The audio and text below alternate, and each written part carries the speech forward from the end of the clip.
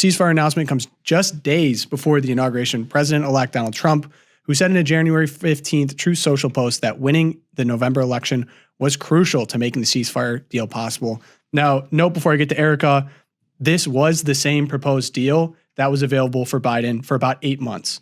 And even the Israel Times themselves said that the reason this was able to get done was because President Trump swayed Bibi Netanyahu more in one meeting than Biden did his entire presidency. That's not coming from me. That's coming straight from the Middle East, not coming from a domestic source. So really, when you talk about how humiliating the final message was, nothing to me could be more humiliating and honestly deadly if you talk about peace internationally than just the lack of agency that we saw from the president's desk. So Erica, thoughts on this in general?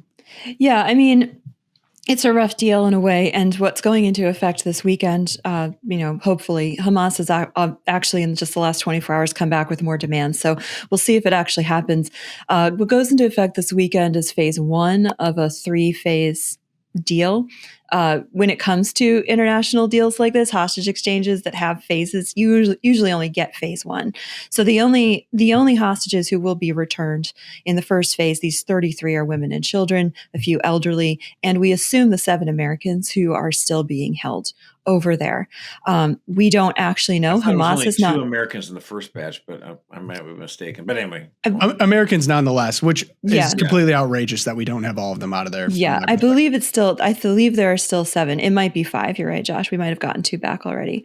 But at the same time, we don't know if they're alive even. Hamas has not verified whether they're linked. So we might be just getting bodies back. We'll have to wait and see what actually transpires over the weekend. But I think absolutely, I mean, this is the result of Trump coming in. And we heard him just a week ago saying, if there's not a deal by the time I take office on the 20th, all hell will break loose. And his message to Hamas has been, this is the best deal you're going to get. Because it wasn't just Bibi Netanyahu who was holding back. Hamas was like, nope, no, we want full control of the Gaza Strip. We want Israel to get out of the corridor. We want all of the millions of dollars so that we can make more terrorist tunnels or whatever. So they're holding back too. And Trump comes in. He's like, no, guys, this is it. This is it. Best you're going to do. Yeah. And so we actually had people over in Qatar meeting, and we got this deal. And of course, the Biden administration comes right out. Karine Jean-Pierre, Biden, Kamala Harris showed up too to be like, look what we did. In the last moments of our power, we have made this deal. It had nothing to do with them at all. Just to add on to KJP, she gave her final press conference, and nothing, I think, speaks volumes about who's responsible for this deal more than this. So she actually blocked John Kirby from briefing the press on the ceasefire. She didn't allow him to come out. She answered no questions on it. Yeah, he's the guy. He's the spokesman for the State Department. Right. Right. So what does this signify to me? No questions on anything. I just want to. It signifies that the Biden administration had little to no responsibility for what we just saw in the Middle East. I mean, again, this guy's Steve Whitkoff, right? He was in this special envoy sent to the Middle East. And I can't emphasize like how much of a dichotomy. And he's the Trump guy, just to be clear. He's the Trump guy. So yeah. I want to just, and this has been my experience talking to some Trump officials as well, is Trump appoints businessmen.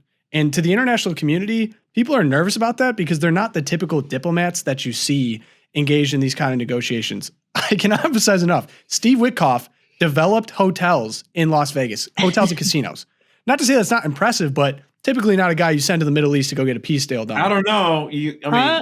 Vegas. I think we should start if this is going to happen. Let's be honest. Vegas, a lot of mob ties. So true. It's not a picnic. No, Vegas you can deal in Vegas. I actually think that there's a lot of it. And I think it actually speaks to the idea of businessmen going abroad and dealing with other countries from a business perspective of getting things done. I think the diplomat who was responsible for this before was an Obama alum. He's been in that position for about 20 years. He was responsible for working on this deal and nothing got done. It's like nothing could say why people put Trump into office more than. Because for those people, the purpose, the whole point of it isn't actually to try to get something done. It's just to serve in that office and have that title.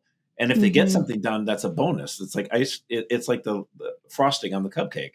Totally. But for Trump's guys, it's like, well, this is stupid. Why are we doing this? Oh, well, it's always the way it's been. Well, that sounds dumb. Let's try something new. And get stuff done. Love it. I'm looking forward to this.